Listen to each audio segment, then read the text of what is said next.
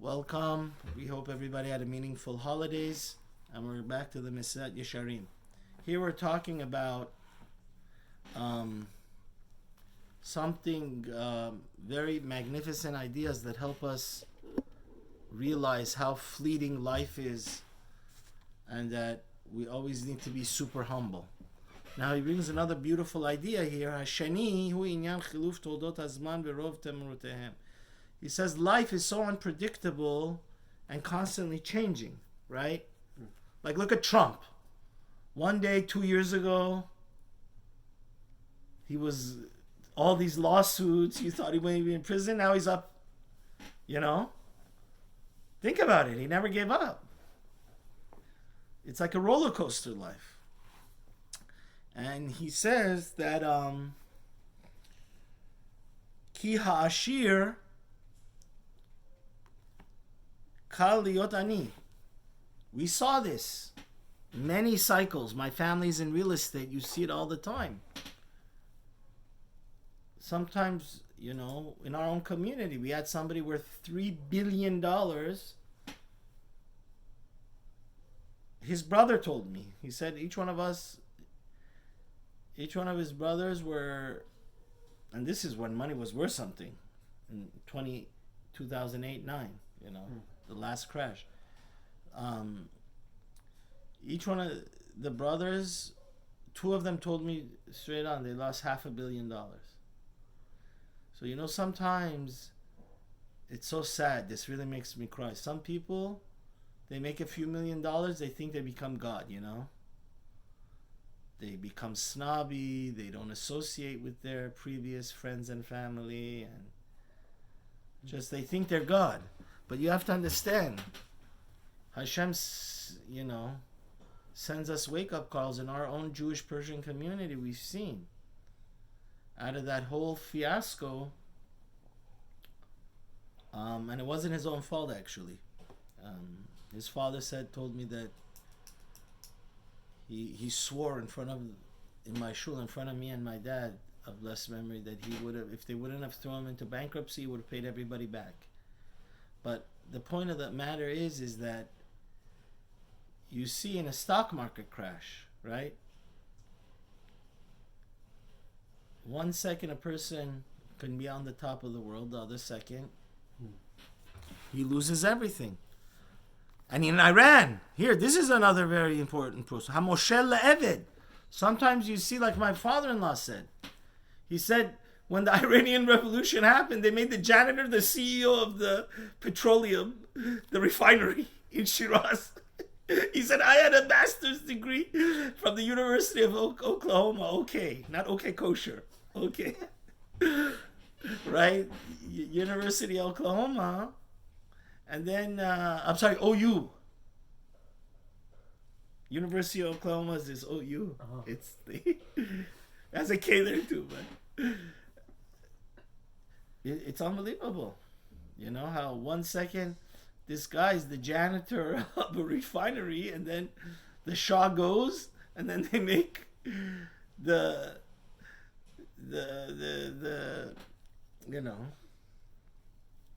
we've seen time and time again people have had a fall from grace. They were on the Shah of Iran, right?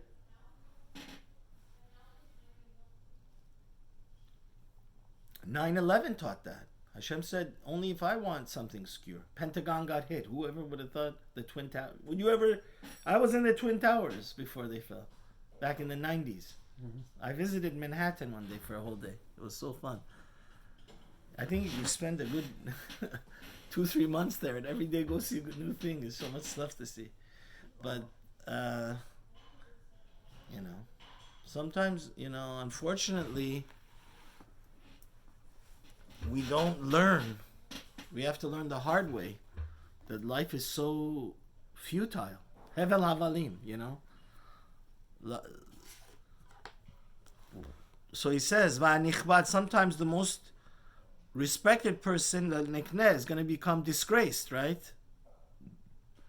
We see that with politicians and ואם הוא יכול כל כך נקלה לשוב אל המצב הנבזה בעיניו היום, איך יגבר ליבו על מצבו על ביטוח היום? He says, so the Ramchal is saying, who could guarantee you think you're Mr. Hotshot right now, either because of your money or your stature or your political power, or but we see it's the daily news, right? People that were the most powerful and respected, a scandal happens and they become public enemy number one. So it's only elementary that one should listen to his soul and not to the Yetzer Hara and be humble. The person, the most faithful student of this class is not here because he's in the hospital. He says, we think we're such big shots. 1 second,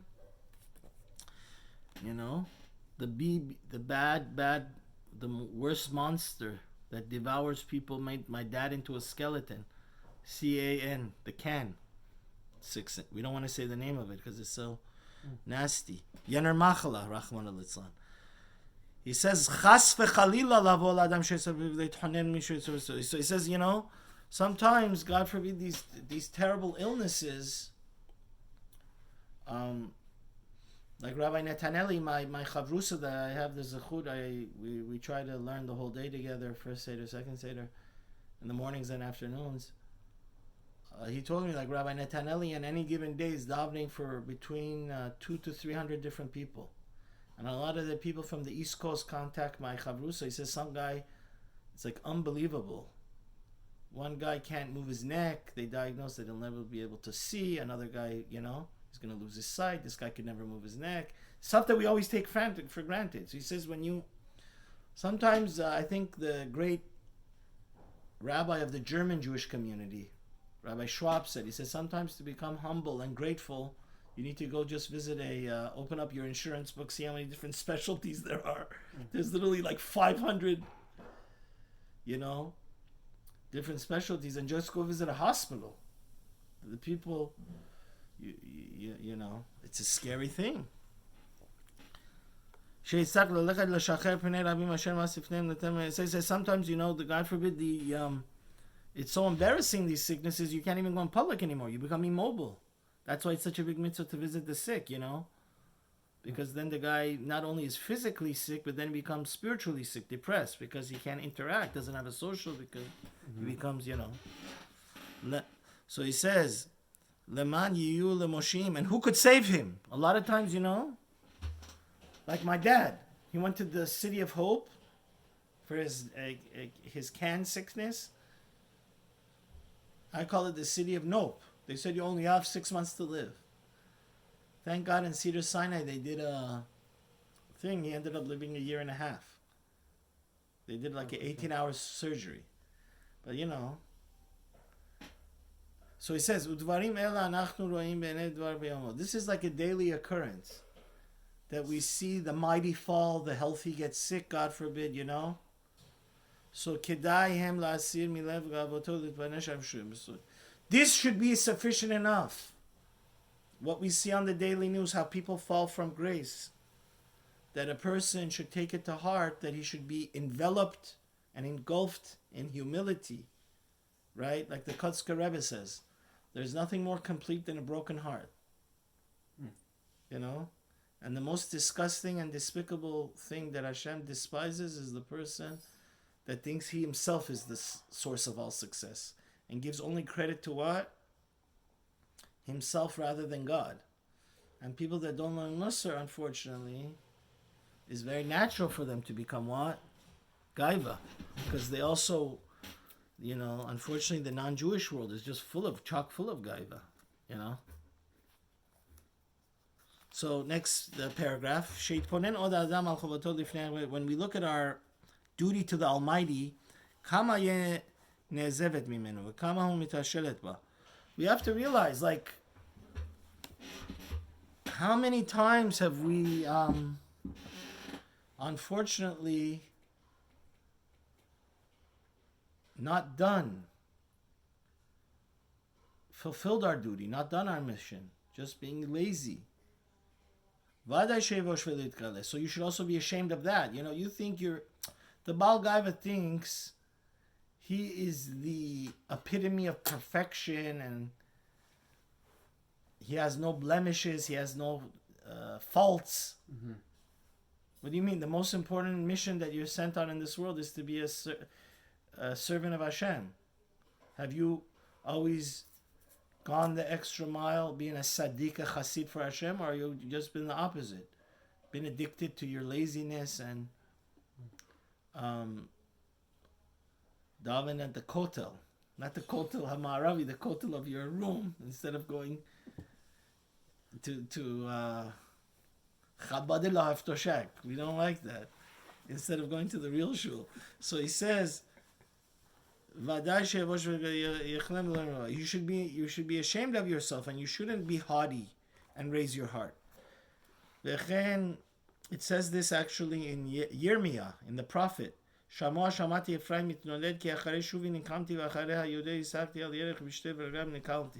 he says, when the Jews in the end of the times of Mashiach are going to do tshuva, they're going to realize, yeah, I'm authentically embarrassed about all the shortcomings I had. And believe me, in this generation where we have so many tests and we fail them so many times, that should make you humble. You think you're perfect. It's because ignorance is bliss. You don't know. Go sit next to a big tzaddik, a big Rebbe, Rabbi Netaneli, a big Mekubal, a big Gedolim, and see how he serves Hashem. Then you'll see that you haven't even scratched the surface yet. You know?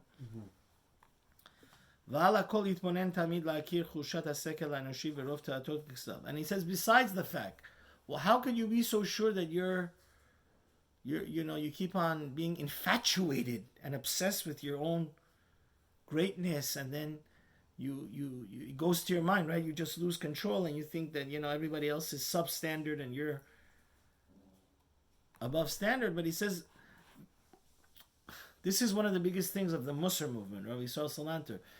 Consciously and subconsciously, we human beings, us mere mortals, since we do have the body and we do have the Yetzirah, so many times we have inner corruption that we don't even. Sometimes it takes many years and a good Rebbe and a good, unfortunate Yisurim to wake up and see, wow, I miscalculated, and you understand? Like, there could be somebody that is,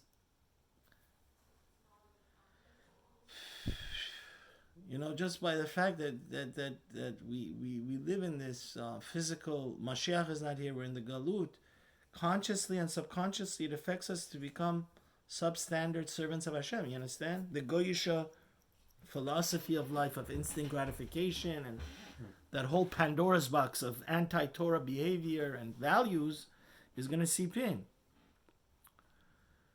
You should always be careful of that, right? As much as possible, we have to do introspection and learn Musar and learn this stuff to see, hey, my initial understanding was not based on Torah and spirituality and godliness, but based on the wrong, I was looking at the wrong angle.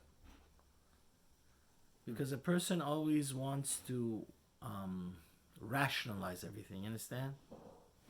Oh, the Torah's too hard. Okay, yeah, I'm perfect, That's what we're trying to say.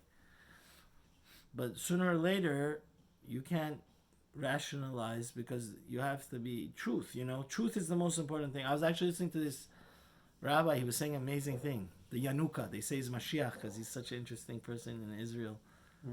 He was saying the reason people aren't happy is because they're not true to themselves. So the neshama, they're trying to you understand?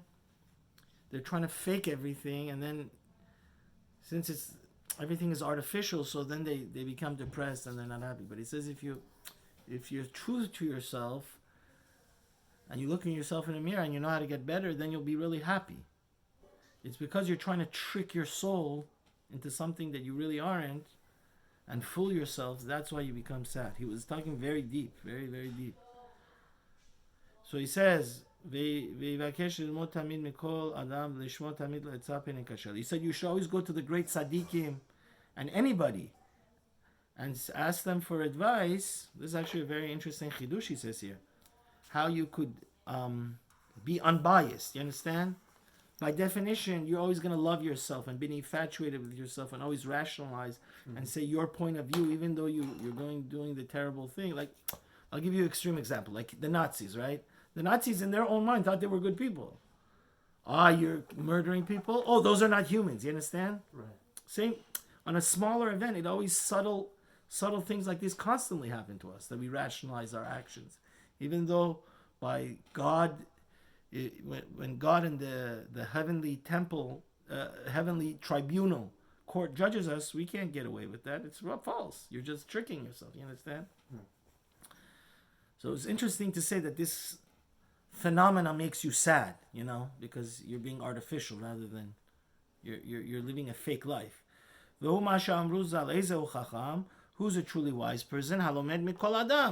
Because a lot of times, we human beings share experiences. So sometimes you could say, if you have a good friend, he'll say, yeah, I always used to think that my conventional wisdom was right, but now I say I was wrong. Because the Torah, based on Torah and Musar and fear of God, I was just rationalizing in my behavior. You understand? It also says, whoever listens to good advice is a wise person. Chazak Baruch. Please subscribe and like the video.